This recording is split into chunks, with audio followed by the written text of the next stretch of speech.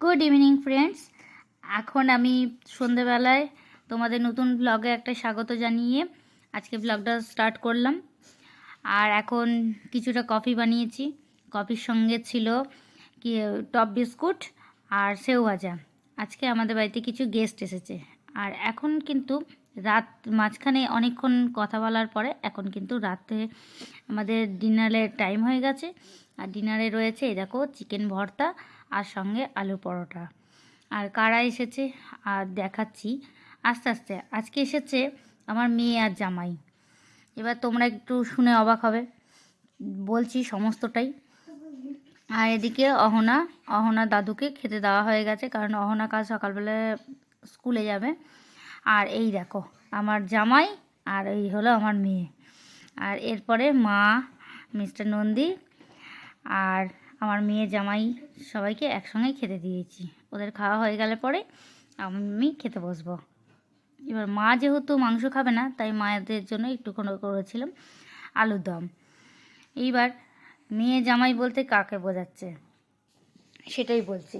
মেয়ে জামাই বলতে আমার মামা শ্বশুরের ছেলের মেয়ে বিয়ে হয়েছে। এর আগে তোমরা দেখেছো যে ও আইবুড়ো ভাত খেয়ে গেছে। ওরাই আজকে এসেছে জামাই নিয়ে, যেহেতু আমি বিয়ের সময় যেতে পারিনি। আর এই দেখো এখন সকালবেলায়, নেক্সট ডে সকালবেলায় এই যে ও করে দিচ্ছে ডিম পরোটা ওর বরকে। কারণ ওদেরকে আমি অনেকবারই তোষামত করেছিলাম যে জলখাবারে অন্য কিছু করার জন্য, কারণ সকাল থেকে ওরা লেবু জল, তারপর ছোলা ইত্যাদি খেয়ে ওদের মোটামুটি পেট ভর্তি ছিল, তাই ওরা অন্য কিছু খায়নি। এই যে আমার জামাই এগুলোই খেতে বেশি ভালোবাসে, মিষ্টি সঙ্গে সঙ্গে ডিম পরোটা আর সস, এই দিয়েই ওরা খাচ্ছে। আর আমাদের মোটামুটি ভাত ছিল, আমরা সকালবেলায় ওই ভাতই খেয়ে নিয়েছি। আর সকালবেলা এমনি জলখাবারের কোনো ঝামেলা কিছু করিনি।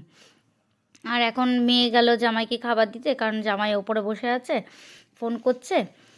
আর আমিও আস্তে আস্তে কিন্তু রান্নাগুলো, ওরা উঠতে উঠতে আমিও রান্নাগুলো কিন্তু এগিয়েছি।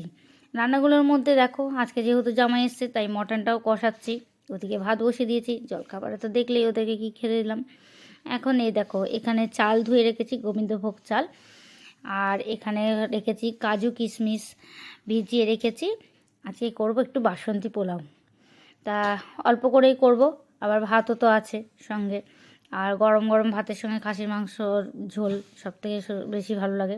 আর এখন এই দেখো বাসন্তী পোলাও তৈরি করে ফেলেছি। মাঝখানে সময়গুলো এত দ্রুত যাচ্ছে যে ভালোভাবে করাটা সম্ভব হয়নি। আর এখন এই যে জামাইকে খেতে দেবো বলে সুন্দর করে বেড়ে ফেলেছি, বাড়ছি। এই যে বাসন্তী পোলাও, এই যে আজকে দেখো কী কী রান্না করেছি দেখো। জামাইয়ের জন্য মাছ ভাজা রেখেছি, তারপরে আলু ভাজা, বেগুন ভাজা, কুমড়ো ভাজা। এখন 5 রকমের ভাজা পাশ দিয়ে দিয়ে দেবো। সঙ্গে স্যালাডও কেটেছি, স্যালাডও দেবো।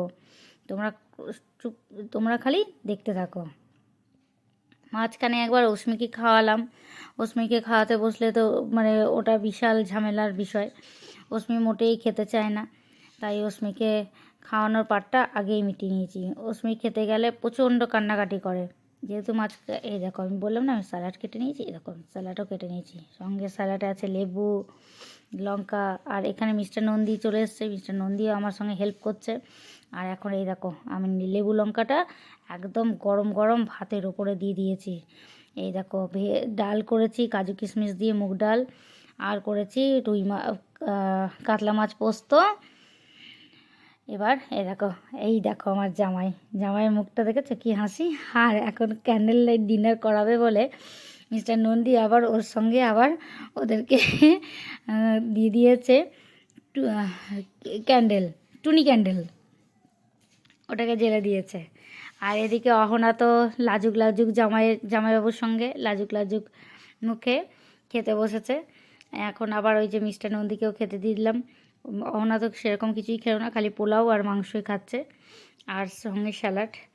আর আমার জামাই তো নাকি এরকম বাসন্তী পোলাও খেতে খুব ভালোবাসে, ও খুব পছন্দ করে খাচ্ছে।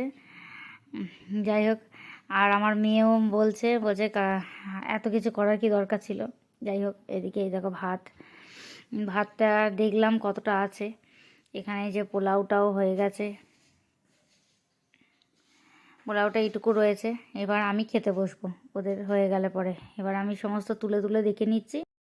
খাওয়া দাওয়ার পর্ব শেষ করে ওরা কিছুক্ষণ রেস্ট নিয়ে এখন সন্ধে হয়ে গেছে, আর ওরা এখন তৈরি হচ্ছে বেরিয়ে যাওয়ার জন্য। আর এদিকে দেখো এখনও জামাই কিন্তু এখনও রেডি হয়নি, আর ওকে খালি বসে বসে, আমার মেয়েকে খালি বসে বসে রাগাচ্ছে। যাই হোক, এরপরেই জামাই বরণের পাড়ার জন্য মাকে ডেকেছি। এই যে জামাই বরণ হচ্ছে, ওকে একটা পাঞ্জাবি আর একটা পাজামা দেওয়া হলো, এখনকার আধুনিক।